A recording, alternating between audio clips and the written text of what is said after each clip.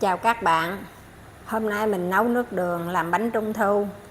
Nguyên liệu gồm có nửa ký đường trắng, nửa ký đường vàng, 500g nước lọc, 2 trái chanh. Rồi bây giờ bắt đầu mình thực hiện làm.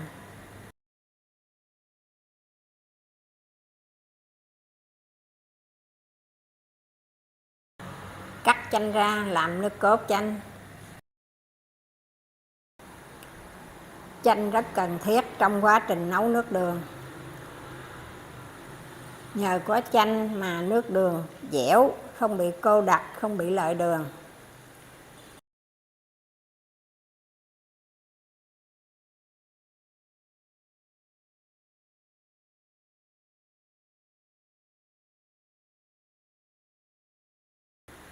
Vắt nước cốt chanh.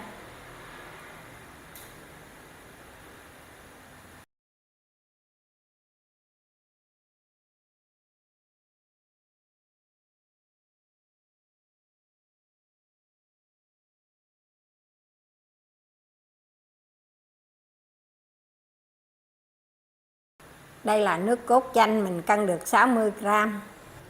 Mình cân trọng lượng nồi.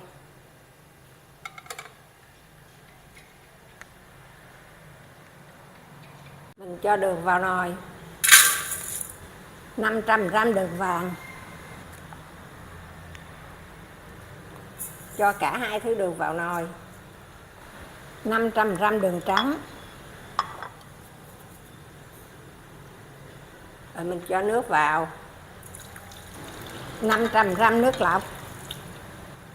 Rồi mình nổi lửa lên mình nấu. Mình canh nước đường có bọt mình vớt.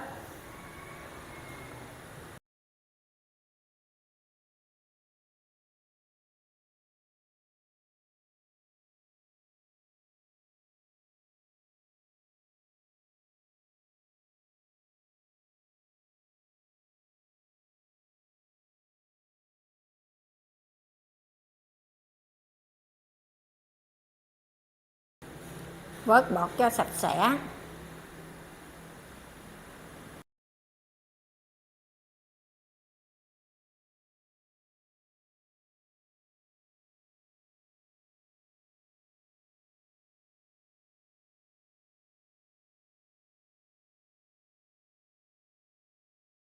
Cho 60g nước chanh vào nồi nước đường. Không khuấy, chanh sẽ tự động hòa tan vào nước đường.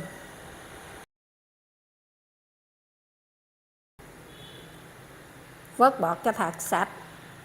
Điều chỉnh lửa cho nhỏ, cháy đều đều.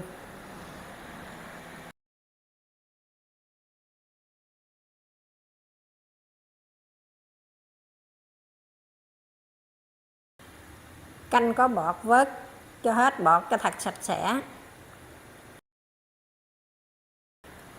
Thời gian nấu nước đường là 60 phút đến 80 phút.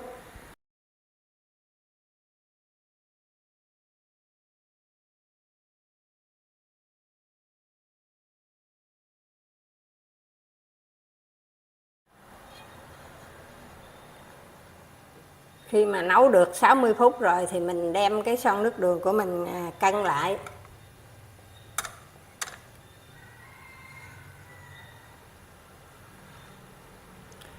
Vậy là son nước đường của mình trừ cái nồi ra thì mình còn được là 1170g. Như vậy là nước đường của mình đạt. Theo công thức chuẩn nhất á, là 1 kg đường với 500g nước với chanh á, như vậy á, là mình sẽ được 1200g nước đường. Còn của mình thì 1170g, như vậy là tương đương với 1200, như vậy là của mình là đạt chuẩn rồi đó. Vậy là nước đường của mình đã nấu xong, đem ra để nguội. Đây là nước đường của mình để nguội. Khi nước đường nguội, mình dùng keo thủy tinh thật sạch, thật khô ráo. Mình cho nước đường vào.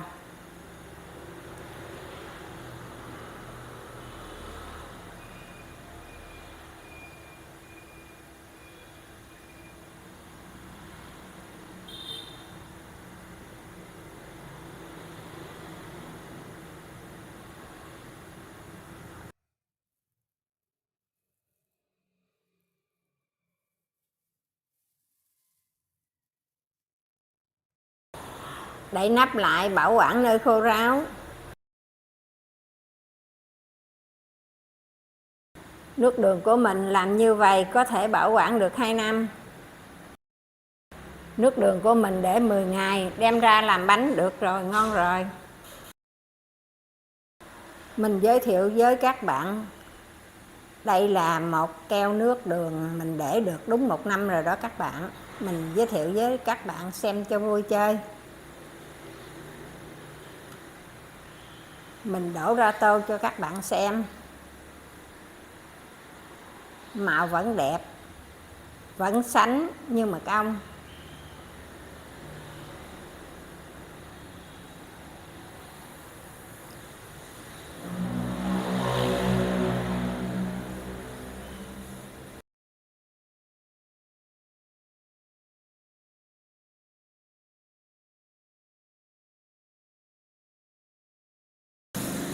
Đây là thành phẩm nấu nước đường đến đây đã hoàn thành. Chúc các bạn vui khỏe và hẹn gặp lại. Chào các bạn, hôm nay mình làm nhân thập cẩm của bánh trung thu. Nguyên liệu gồm có mứt gừng, mứt bí, mứt hạt sen, hột điều, mè, hạt dưa, ngũ gia bì, lạp xưởng, chà bông gà, trứng vịt. Rồi bây giờ bắt đầu mình thực hiện. Giờ mình rang mè.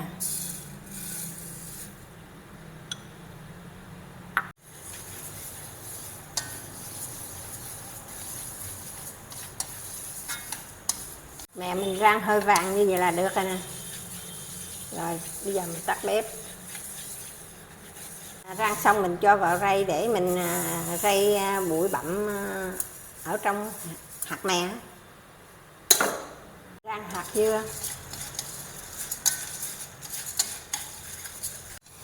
Hạt dưa của mình hơi vàng như vậy là được rồi. Cái hạt dưa nó nở to lên như vậy là được, nó phù phù lên là được rồi. Còn trường hợp mà mình lấy lò nướng mình nướng cũng được. Mình nướng ở 150 độ 5 phút.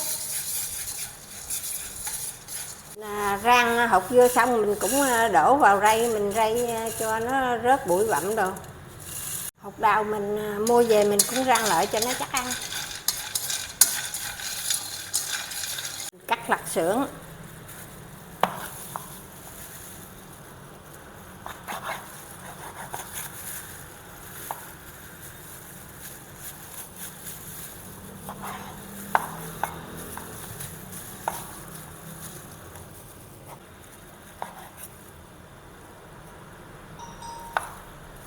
Cắt hột lạp xưởng hột lựu như vậy nè.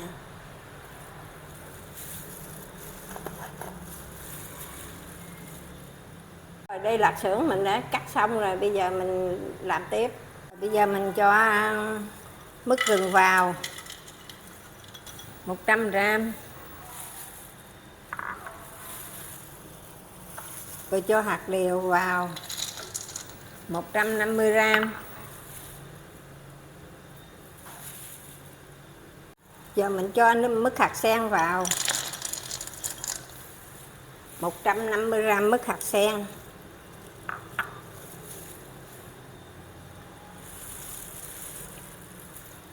Một 150g hạt dưa.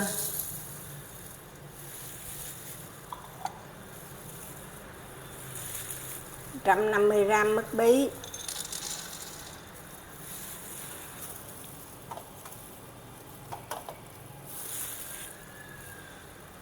Chà bông gà 100g.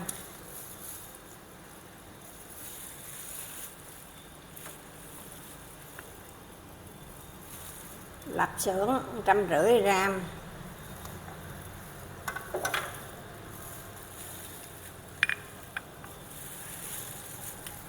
Mè 75g.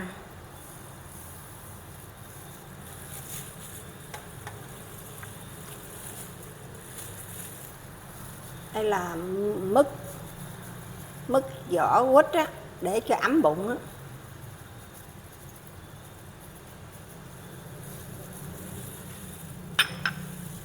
Rồi bây giờ bắt đầu mình trộn nhân lên xào.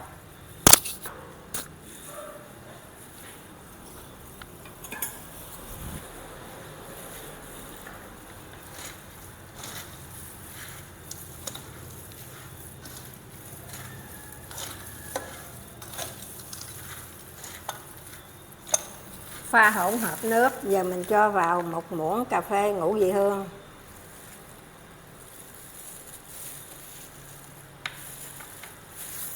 vào 1 muỗng canh dầu ăn,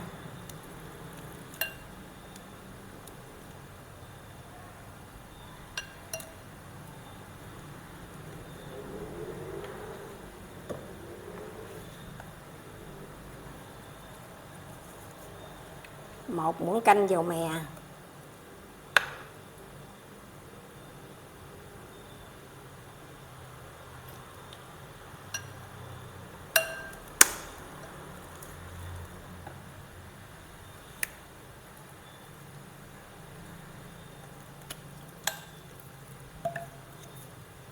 một muỗng canh dầu hào,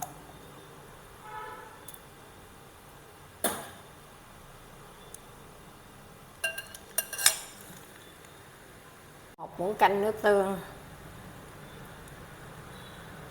cho vào 100g nước lọc, rồi mình trộn đều hỗn hợp. Rồi bây giờ mình cho 50g bột dẻo vào,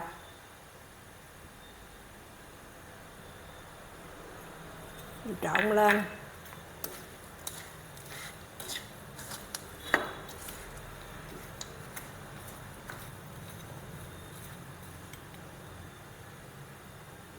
Rồi mình cho hỗn hợp nước hỗn hợp mà mình mới pha đó mình cho vào.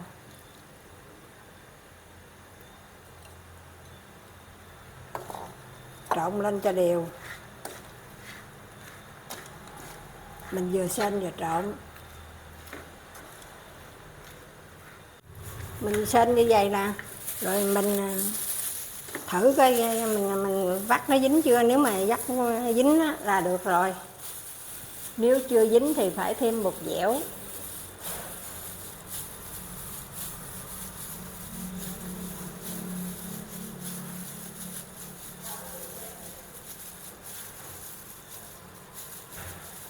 Rồi, mình vắt dính như vậy là được rồi nè.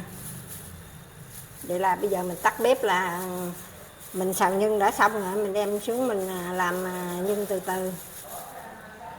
Giờ mình lấy cái trồng đỏ của trứng vịt muối.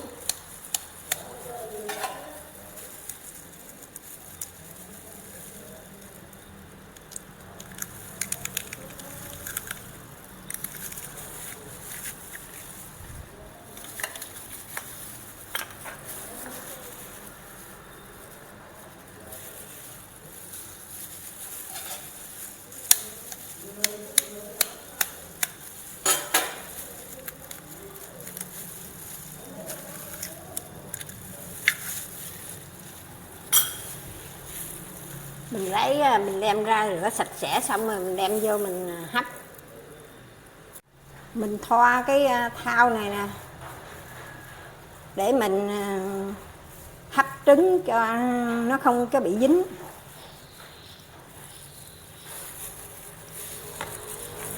Giờ mình để trứng lên.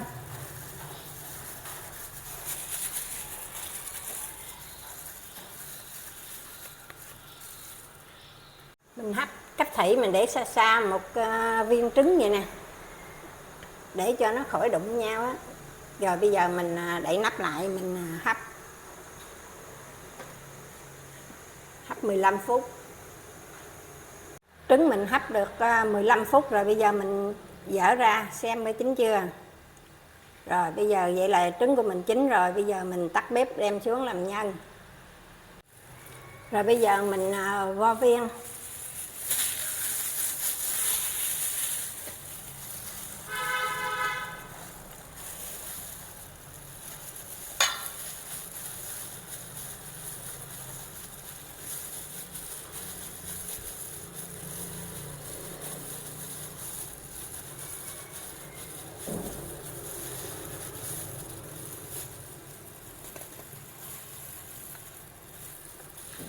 Mình để cái trứng muối vô chính giữa. Rồi mình cho nhân vòng vòng bên ngoài, rồi mình vừa bóp vừa nén, vừa bóp vừa nén lại. Đó, như vậy nè. Đó. Rồi bây giờ nếu mà muốn trọng lượng cho chính xác thì mình cân theo tùy thích của mỗi gia đình.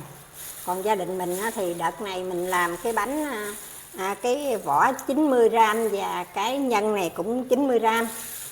Rồi bây giờ là mình làm như vậy nè, rồi mình đem đi cân. Đó. Bây giờ mình đi cân. Cân của mình đủ 90g mình để đây. Mình vo viên thứ hai cũng vậy, cũng để cho nhân vòng vòng bên ngoài. Và mình lấy cái trứng mình để chính giữa. Rồi mình cho nhân vòng vòng lên. Rồi mình bóp mình nén lại. Đó, như vậy nè. Rồi mình tiếp tục mình làm hết. Đây là thành phẩm nhân thập cẩm bánh trung thu đến đây đã hoàn thành. Chúc các bạn vui khỏe và hẹn gặp lại. Chào các bạn, hôm nay mình làm phần vỏ bánh và hoàn tất cái bánh trung thu nhân thập cẩm. Nguyên liệu làm vỏ bánh gồm có nước đường, bột mì đa dụng, dầu ăn, bơ đậu phộng. Rồi bây giờ bắt đầu mình tiến hành thực hiện. Đây là 300g nước đường. Mình cho bột mì vào từ từ. 450g bột mì đa dụng. Mình cho vào nước đường từ từ.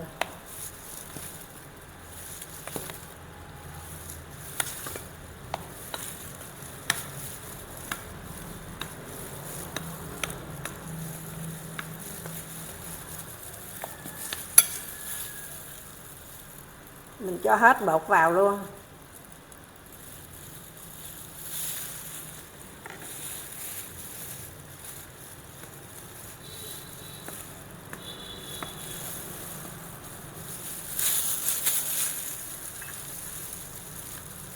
Đây là 10g bơ mình cho vào bột luôn. 10g bơ đậu phộng.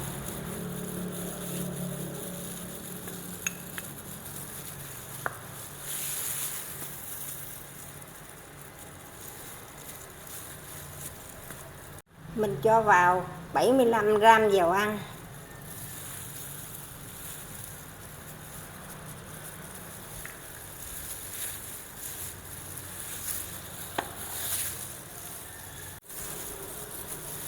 Mình dùng tay mình nhồi cho nó nhanh.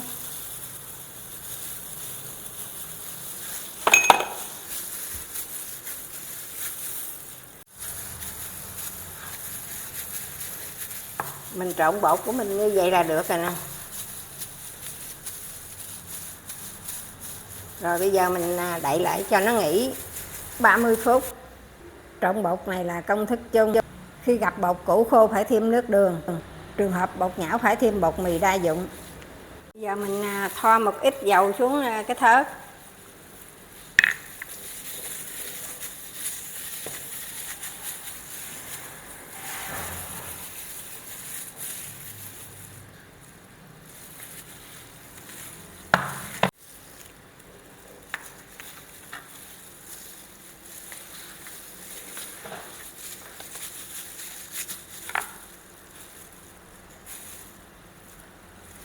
Chia bột ra.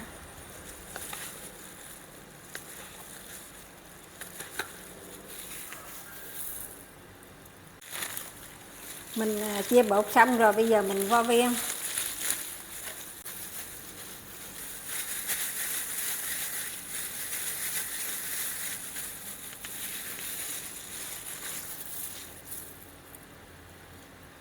Bây giờ mình vo viên xong rồi đó, bây giờ bắt đầu mình chuẩn bị khuôn.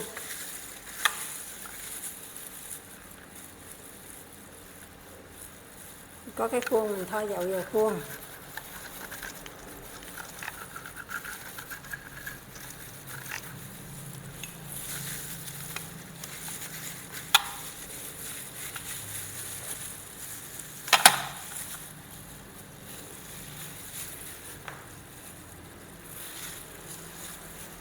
Mình cho vào khuôn một ít bột mì.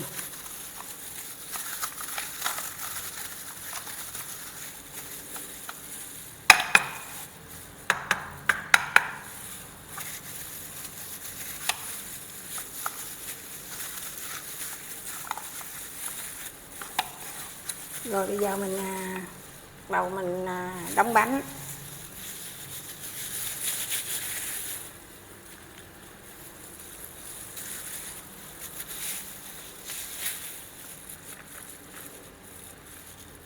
Mình cũng thoa cái cây cán của mình nữa, thoa dầu cán cho đừng nó dính á.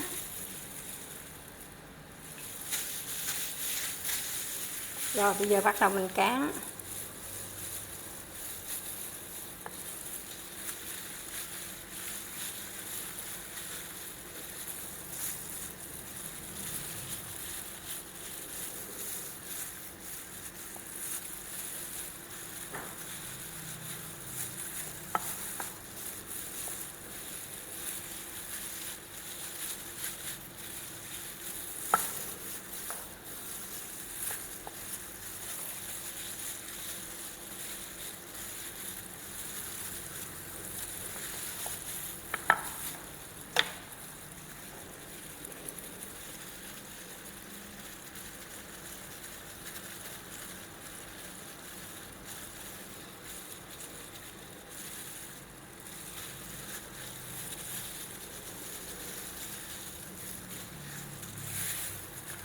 Rồi đây là một cái viên nhân của mình nè, lấy ra. Nhân làm xong để vào bọc không bị khô.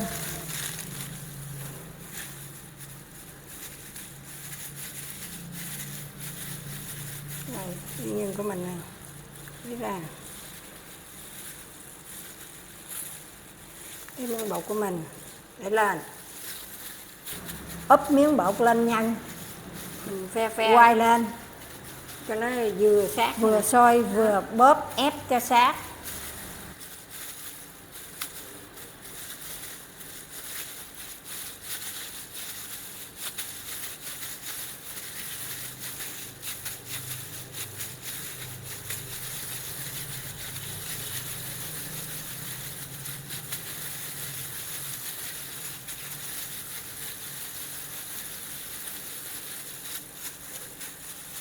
Đây mình được một viên này nè.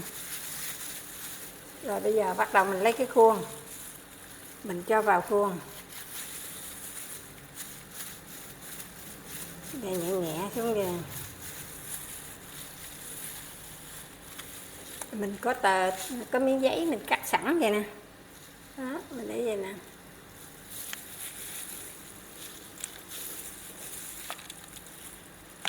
Cho cái bánh lên, rồi mình ấn xuống, giữ hơi lâu một chút để in rõ nét hoa văn của khuôn. Rồi mình cho nó lên.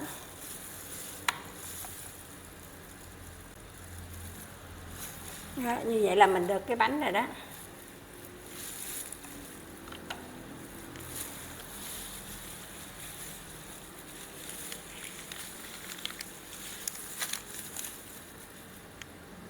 Rồi bây giờ tiếp tục mình làm cái thứ hai.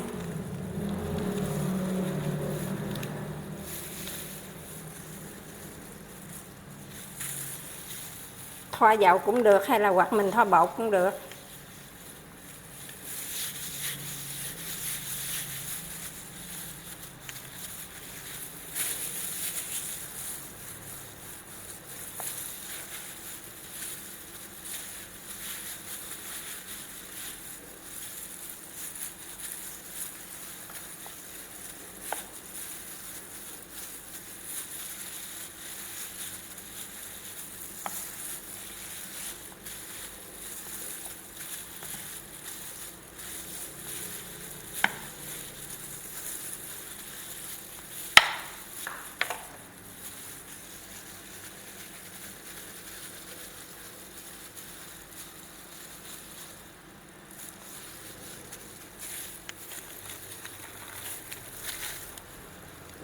Đây cái viên nhân của mình nén cho cứng vô.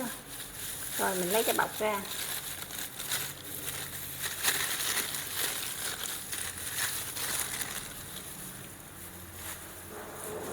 Mình để nó đây.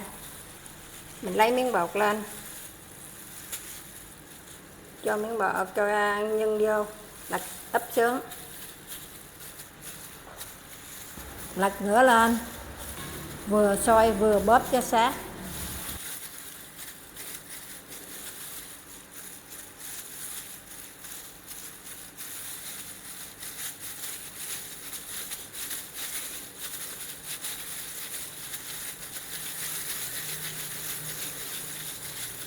Vo tròn cho nó láng lại.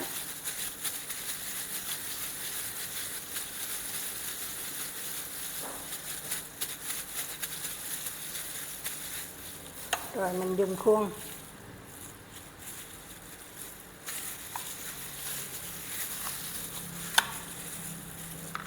Khuôn mình cũng thoa chút dầu đi.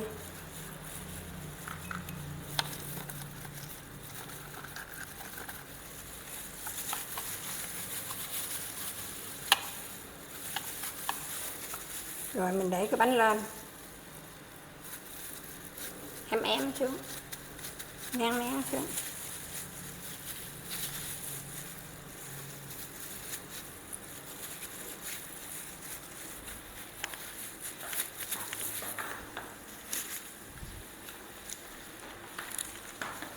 Rồi mình có một tờ giấy mình để xuống bàn, xuống thớt.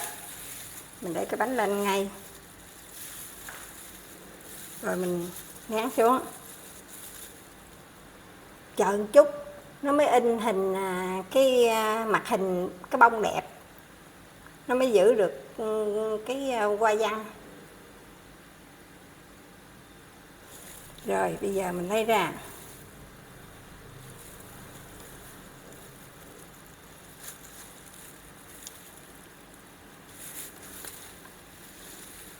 Rồi như vậy là mình được 2 cái bánh rồi, mình tiếp tục mình làm như vậy á. Rồi bây giờ bánh mình đã tạo hình xong rồi, bây giờ mình chuẩn bị đem vào lò nướng. Bánh mình đã đưa vào lò nướng 190 độ, lửa trên lửa dưới, nướng 10 phút. Bánh nướng được 10 phút đổi màu trắng đục. Pha hỗn hợp phết bánh. Giờ mình có 1 lòng đỏ trứng, mình có 1 muỗng canh sữa tươi, không đường, cho vào. Mình đánh cho nó tan. Mình đánh sữa đã tan hết rồi, bây giờ mình cho một cái rây. Mình lượt lại.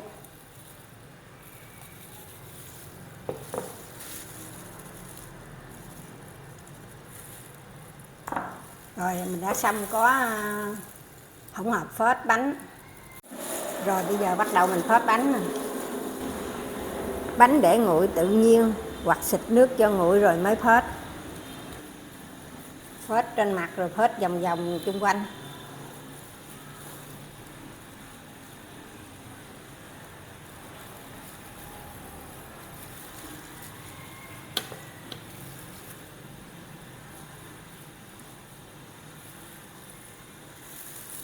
Rồi bây giờ mình phết đã xong rồi đó. Bây giờ mình đưa vô nướng.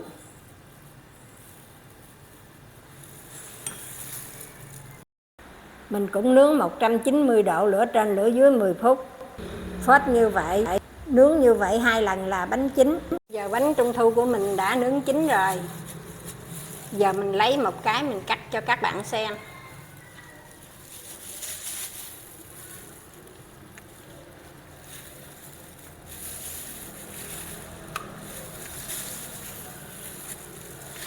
Lò của mình lửa không tốt, cho nên bánh chín chỗ đậm chỗ lợt.